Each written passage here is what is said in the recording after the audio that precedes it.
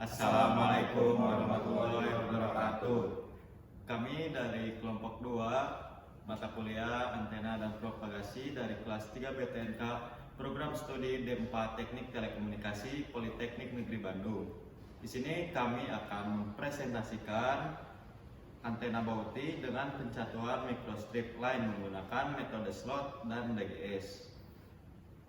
Adapun dosen pengampu kami Dr. Happy Ludianti STMT dengan NIP terlampir dan Bu Hani Mediawati STMT dengan NIP terlampir. Selanjutnya izin perkenalkan diri, nama saya Faik Iqbal Mauludin. Nama saya Chandra Putra Ramadan. Nama saya Sekali Alfan. Dan nama saya Edi Prayoga. Oke, selanjutnya kami akan membahas mengenai pendahuluan. Baik, yang bagian pertama ada pendahuluan. Antena merupakan salah satu elemen penting dalam sistem komunikasi nirkabel yang bertugas untuk mentransmisikan dan menerima gelombang elektromagnetik. Salah satu jenis antena yang telah banyak digunakan dalam aplikasi komunikasi modern adalah antena bow tie. Antena ini dikenal karena desainnya yang sederhana, sifatnya yang broadband, serta efisiensi radiasinya yang tinggi. Dengan sifat-sifat tersebut, antena bow tie cocok untuk berbagai aplikasi seperti radar, komunikasi satelit, hingga perangkat komunikasi seluler. Untuk mendukung kinerja antena bow tie, sistem pencatuan menjadi salah satu aspek kritis yang perlu diperhatikan. Pencatuan microstrip line merupakan salah satu metode yang populer digunakan dalam desain antena planar. Microstrip line memiliki keunggulan berupa kemudahan fabrikasi, kompatibilitas dengan perangkat planar lainnya, serta kemampuan bekerja pada frekuensi tinggi. Namun tantangan utama dari metode ini adalah memastikan transisi energi yang efisien dari jalur pencatuan ke elemen antena, serta meminimalkan kerugian dari refleksi. Yang kedua ada dasar teorinya. Antena bow tie adalah salah satu jenis antena dipol yang merupakan pengembangan dari antena dikonikal. Bentuknya terdiri dari dua lempeng segitiga yang berfungsi untuk memancarkan dan menerima gelombang elektromagnetik. Antena ini memiliki beberapa keunggulan, antara lain bandwidth yang lebar, desain yang sederhana, dan mudah dalam proses pembuatan. Antena bow tie biasanya digunakan dalam aplikasi komunikasi nirkabel dan siaran televisi digital karena kemampuannya dalam menangkap sinyal dengan baik pada rentang frekuensi tertentu. Selanjutnya tentang pencatuan microstrip line. Pencatuan microstrip line adalah salah satu teknik yang digunakan untuk menghubungkan sumber energi elektromagnetik ke antena microstrip. Dalam metode ini, jalur konduktor line feed diletakkan di sisi yang sama dengan elemen radiasi atau patch, memungkinkan integrasi yang mudah dalam proses fabrikasi. Pencatuan microstrip line memiliki beberapa keunggulan, seperti kemudahan desain dan pembuatan, serta kemampuan untuk menyamakan impedansi antara jalur pencatu dan patch tanpa memerlukan elemen penyesuai tambahan. Namun teknik ini juga memiliki beberapa kelemahan, termasuk bandwidth yang sempit, kemungkinan munculnya radiasi yang tidak diinginkan. Selanjutnya ada metode slot, salah satu metode pencatuan antena bow tie. Dengan pencatuan microstrip line menggunakan slot adalah desain antena inovatif yang menggabungkan bentuk bow tie dengan teknik pencatuan yang efisien.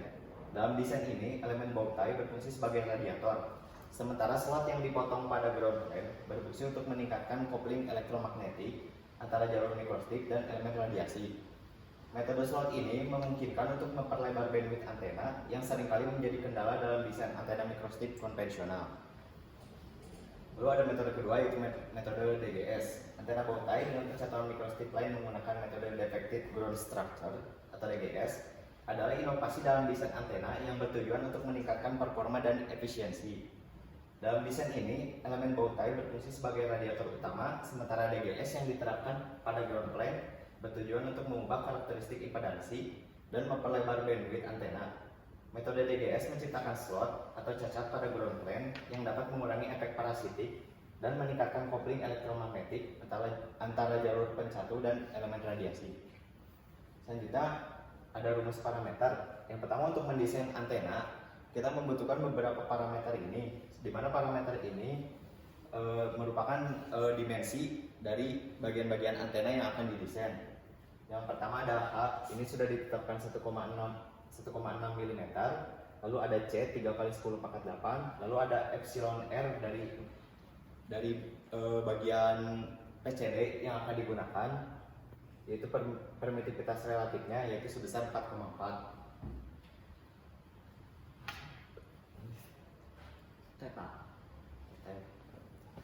Selanjutnya kita masuk ke rumus parameter, di mana parameter ini adalah parameter awal untuk kita mendesain antena bow tie, di mana parameter-parameter ini merupakan dimensi dari tiap bagian antena yang akan kita desain. Di sini ada bagian-bagiannya dan rumus-rumusnya, ada H, C, Y, R, lalu ada sudutnya, ada Z0, ada T, lalu ada FR. Pertama kita mencari FR dulu. Yang diperoleh adalah 2912 MHz. Lalu ada A, ada alfa sebesar 49,14, lalu ada alfa efektif sebesar 49,9, lalu ada LP sebesar 86,42 mm, lalu ada WP sebesar 49,90 mm, lalu ada lambda 0 sebesar 103,9, lalu ada epsilon efektif sebesar 7,67, lalu ada lambda G sebesar 13,44, lalu ada LF sebesar 13,44 mm, lalu ada WS di mana lebih dari sama dengan 59,5 mm, lalu ada LS lebih dari 61,45 mm, lalu ada A sebesar 1,49, lalu ada WF sebesar 2 mm. Nah, parameter-parameter yang telah dihitung pada rumus tadi dimasukkan ke parameter list pada aplikasi CST, di mana di sini ada A sebesar 1,498, lalu ada H yang merupakan tebal substrat, lalu ada LF yang merupakan panjang pit, lalu ada LP yang merupakan panjang page, lalu ada LS yang merupakan panjang substrat, lalu ada T tebal ground, WF lebar pit, WP lebar page, dan WS lebar substrat. Selanjutnya ada tahapan desain antena bow tie microstrip line dari parameter-parameter tadi yang akan dijelaskan oleh teman saya Pak I. Baik, selanjutnya masuk ke tahapan desain. Pertama, kita mendesain antena bow tie dengan microstrip line. Seperti ini untuk tampak depannya. Dan didapatkan hasil optimasi dari antena bow tie microstrip line berupa frekuensi low di 2,8697 dan frekuensi high 2,9698 dengan min 10 dB. Didapatkan bandwidth 100 MHz dan return loss 22,4 dB. Lalu adapun hasil gain yang kita dapatkan yaitu 2,419 dBi dan directivity 2,431 dBi dengan pola radiasi yang tampak seperti pada layar. Selanjutnya didapatkan pola radiasi HPBWE dengan angular width 3 dB sebesar 50,9 degree dan HPBWH angular width-nya 3,3 degree. Selanjutnya tahapan desain yang kedua yaitu antena bow tie microstrip line dengan metode slot satu batang. Ini untuk tampilan tampak depannya dan didapatkan hasil optimasi frekuensi low di 3,0102 dan frekuensi high di 3,1556 dengan bandwidth yang dihasilkan sebesar 145 MHz dan return loss 24,04 dB. Didapatkan pula hasil optimasi dari metode slot satu batang berupa gain 1,765 dBi dan directivity sebesar 7,530 dBi. Dan di sini terdapat tampilan pola radiasinya. Selanjutnya ada hasil optimasi berupa pola radiasi HPBWE dengan angular width 3 dB 53,5 degree dan HPBWH dengan angular width 3 dB 85,1 degree. Masuk ke tahapan ketiga yaitu antena Bauti microstrip line dengan metode slot 2 batang. Didapatkan frekuensi low sebesar 2,7492 dan frekuensi high sebesar 2,8933 dan bandwidth yang dihasilkan sebesar 144 MHz dengan return loss 20,9 dB. Dan didapatkan pula gain sebesar negatif 0,35 dBi serta directivity sebesar 5,786 dBi. Dan untuk pola radiasi HPBWE angular width 3 dB nya 64,6 degree serta HPBWH nya untuk angular width 3 dB 155,6 degree. Selanjutnya ke metode slot 3 batang. Ini untuk tampak depannya. Didapatkan hasil optimasi sebesar frekuensi low 2,7109 dan frekuensi high 2,8268 GHz dan didapatkan hasil bandwidthnya 116 MHz dengan return loss 34,2 dB. Lalu didapatkan pula hasil optimasi gainnya sebesar 1,569 dBi dan directivity-nya sebesar 3,082 dBi dengan pola radiasi seperti pada layar. Dan selanjutnya ke hasil HPBWE angular width 3 dB nya 43,9 degree dan HPBWH angular width 3 dB nya 151,4 degree.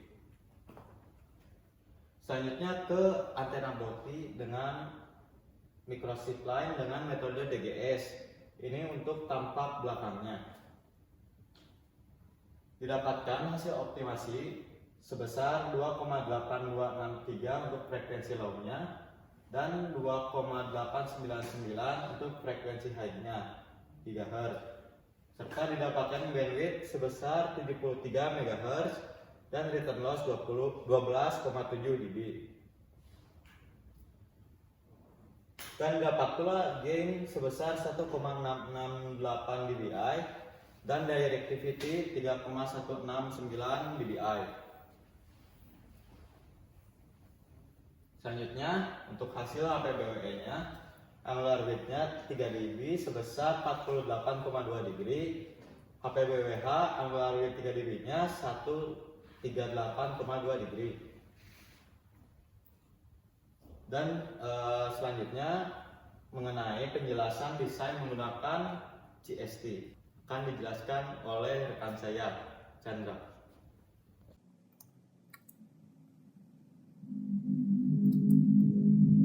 Oke, di sini saya Chandra Putra Ramadan akan menjelaskan bagaimana cara mendesain antena Bauti dengan pencatuan microstrip line dengan metode slot dan DGS pada aplikasi CST.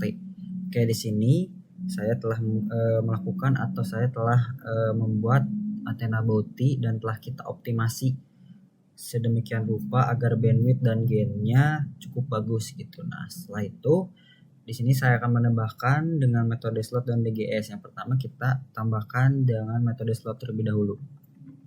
Caranya ialah yang pertama kita masuk ke bagian modeling. Setelah itu kita tinggal pencet break, escape. Nah, di sini kita membuat nama yang dimana namanya kita tulis slot 1. Nah, untuk X-min-nya kita isi min SL1, X-min-nya kita isi S min SL1 plus YSL1, Y-min-nya kita isi LF min LSL1 per 2, Y-max-nya kita isi LF plus LSL 1 per 2, selanjutnya Z-min-nya kita isi T plus H, Z-max-nya kita isi T plus H plus T. Nah, untuk komponennya antena materialnya Cooper. Setelah itu kita boleh preview terlebih dahulu. Nah, di sini kita isi parameter baru yang dimana parameter SSL ini adalah jarak antara slot ke feed, yang dimana value-nya kalau untuk antena saya sendiri jarak slot ke feed sendiri ialah 25. Dimana di sini kita tulis jarak slot. Setelah itu kita oke. Nah, WSL di sini adalah lebar slot, yang dimana lebar slotnya 1 untuk antena saya. Kita tulis lebar slot. Setelah itu kita tulis untuk LSL ini adalah panjang slot, yang dimana panjang slotnya 16. Kemudian sini tulis panjang slot. Nah, setelah itu kita pencet oke. Nah, kita sudah membuat slot 1 di bagian patch 1, ini mana kita harus membuat slot 2 di bagian patch 2. Sama seperti pembuatan slot 1, tetapi di bagian parameter ada beberapa yang berbeda. Nah, di sini untuk Xmin-nya kita isi plus SSL atau tidak menggunakan negatif. Nah, untuk Xmax-nya juga sama, plus SSL 1 plus WSL 1. Untuk LF-nya LF min LSL 1/2. Untuk IMX-nya kita tulis LF plus LSL 1/2. Untuk Z-min-nya kita tulis T plus H.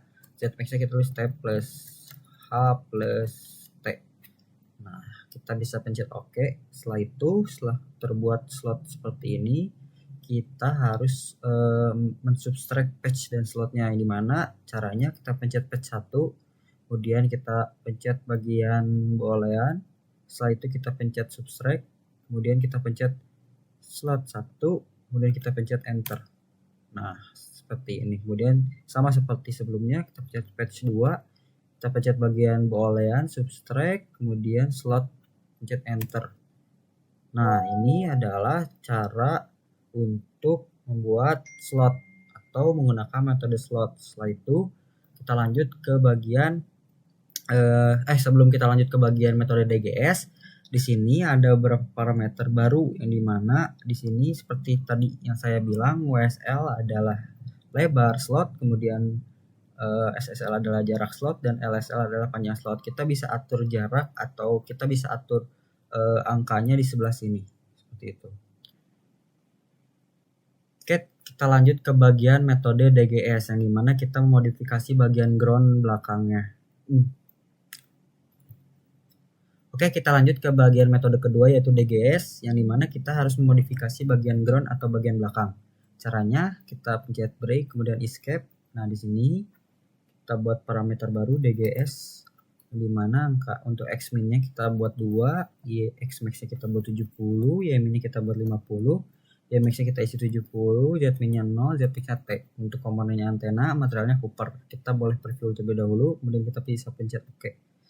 Nah, setelah ini di sini kita membuat beberapa bagian part yang membentuk sebuah DGS barbel terpisah. Nah, caranya kita membuat beberapa part, kemudian kita gabungkan part-part tersebut.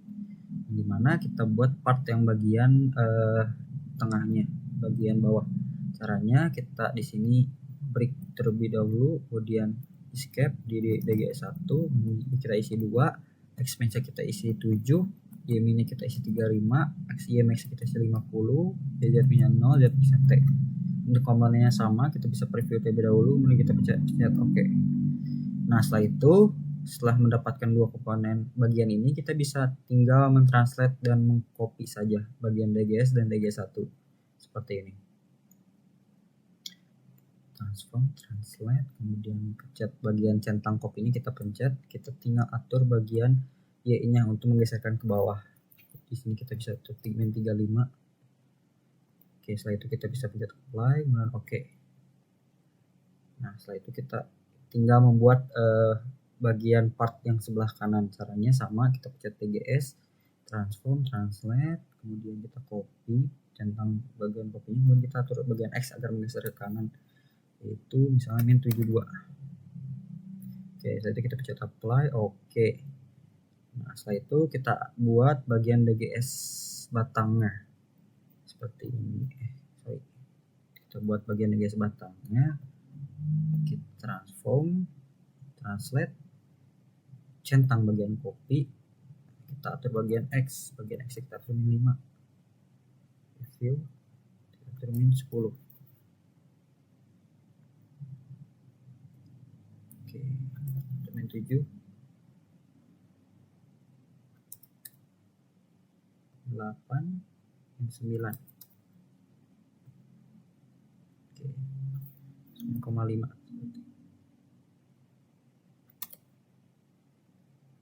Oke, kita pencet apply, kemudian oke. Setelah itu sama, kita harus mentranslate bagian DGS ini. Transform, translate, dan bagian copy kita ini centang, bagian exit kita atur min 72. Review, apply. Nah, setelah kita membuat bagian-bagian seperti ini, kita tinggal gunakan fungsi pada bagian bolehan, yaitu add. Caranya kita drag semua bagian DGS, bagian part-part DGS ini. Kita pencet Ctrl dan klik DGS-nya, kemudian setelah itu pencet bagian bolehan, kita pencet bagian add. Nah, setelah digabungkan seperti ini, kita tinggal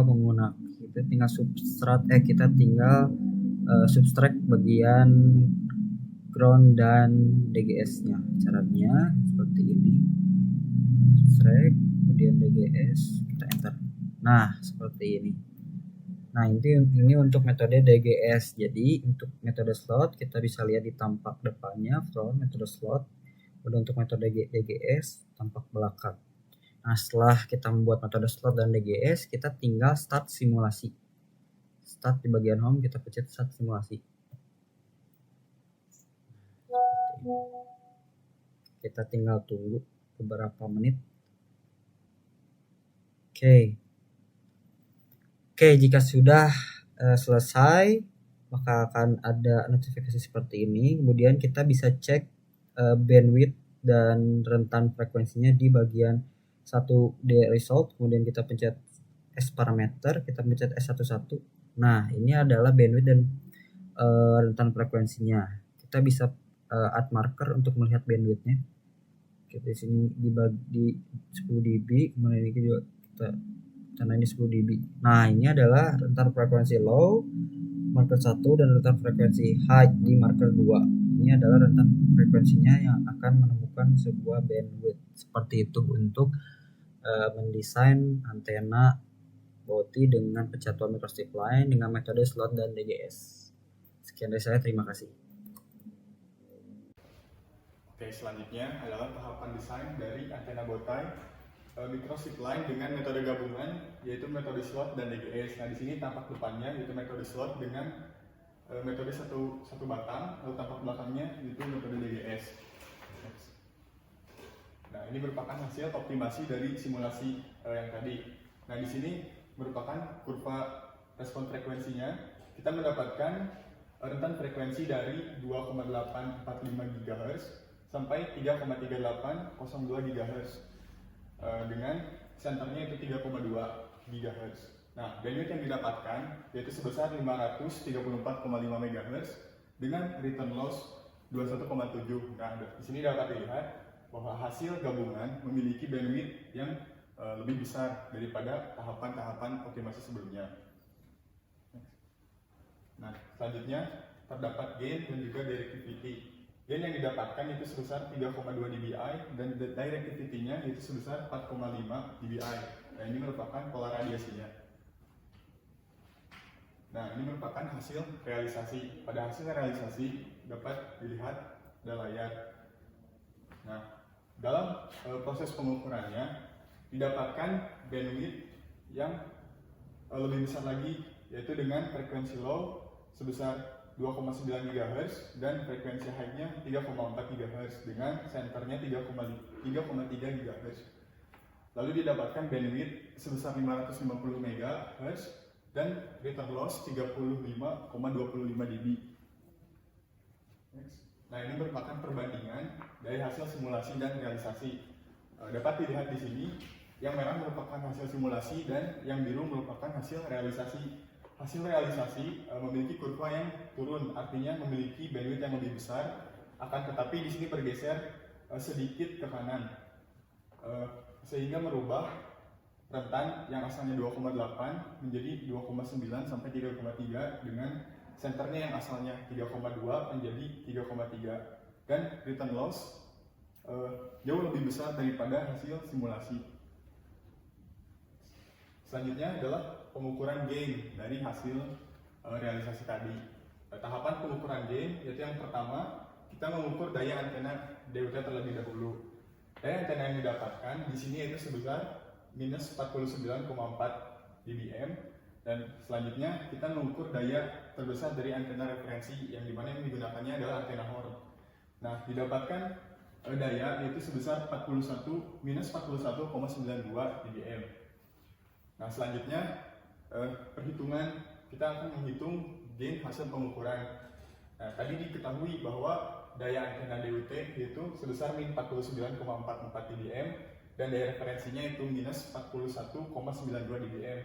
Nah, didapatkan dengan rumus gain antena yaitu daya antena DUT dikurangi daya antena referensi ditambah gain dari antena referensinya yaitu antena horn, sehingga didapatkan hasil yaitu minus 49,44 dikurangi minus 41,92 ditambah 12 dBi, sehingga didapatkan gain dari hasil realisasinya itu sebesar 4,48 dBi.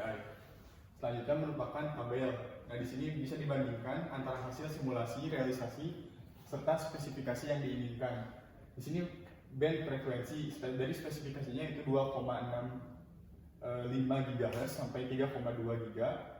Hasil simulasi kita dapatkan 2,8 GHz sampai 3,3 GHz, sedangkan hasil realisasi kita mendapatkan 2,9 GHz sampai 3,4 GHz. Nah, itu sedikit bergeser ya ke arah kanan. Selanjutnya bandwidth-nya, spesifikasi diinginkan itu 550 MB dan hasil simulasi kita mendapatkan 534,5 MB. Hasil realisasinya kita mendapatkan sama seperti spesifikasi yang diinginkan, yaitu sebesar 550 MB. Gain-nya di spesifikasi yang diinginkan lebih dari 3 dBi. Nah, simulasi didapatkan 3,35 dan hasil realisasi didapatkan 4,48 dBi. Selanjutnya heating loss di spesifikasi diinginkan lebih dari 10 dB. Hasil simulasi kita dapatkan 21,7 dB dan hasil realisasi kita dapatkan 35,25 dBi.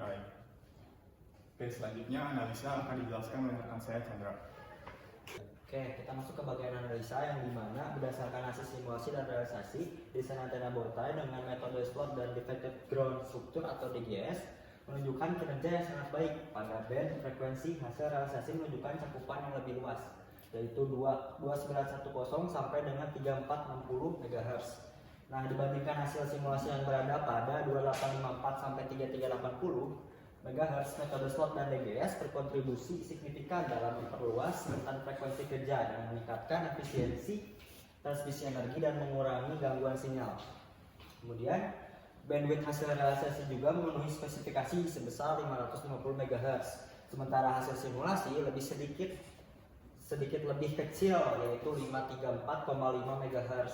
Peran DGS di sini sangatlah penting dalam mengurangi efek parasitik sehingga membantu menjaga stabilitas bandwidth pada pengujian yang nyata atau realisasi. Kemudian pada parameter return loss atau RL, hasil realisasi mencapai 35,25 dB, jauh lebih besar dibandingkan hasil dari simulasinya tersendiri sebesar 21,7 dB. Dan peningkatan ini mencerminkan kemampuan antena dalam mengurangi pantulan sinyal secara signifikan yang diperoleh melalui optimalisasi coupling elektromagnetik dari metode slot dan DGS. Kemudian selain itu, gain hasil realisasi juga mencapai 4,48 dBi, melampaui hasil simulasi sebesar 3,35 dBi, dan target spesifikasi minimum yaitu lebih besar dari 3 dBi. Kemudian gain yang lebih tinggi ini menunjukkan bahwa metode slot dan DGS berhasil meningkatkan efisiensi radiasi antena, membuatnya lebih efektif untuk aplikasi komunikasi modern. Dengan hasil ini, desain antena tidak hanya memenuhi spesifikasi tetapi juga memberi kinerja yang lebih baik pada realisasi, membuktikan efektivitas metode yang diterapkan. Selanjutnya, pada kesimpulannya, desain antena bowtie dengan microstrip line yang menggunakan metode slot dan DGS berhasil meningkatkan kinerja antena secara signifikan baik pada hasil simulasi maupun realisasi.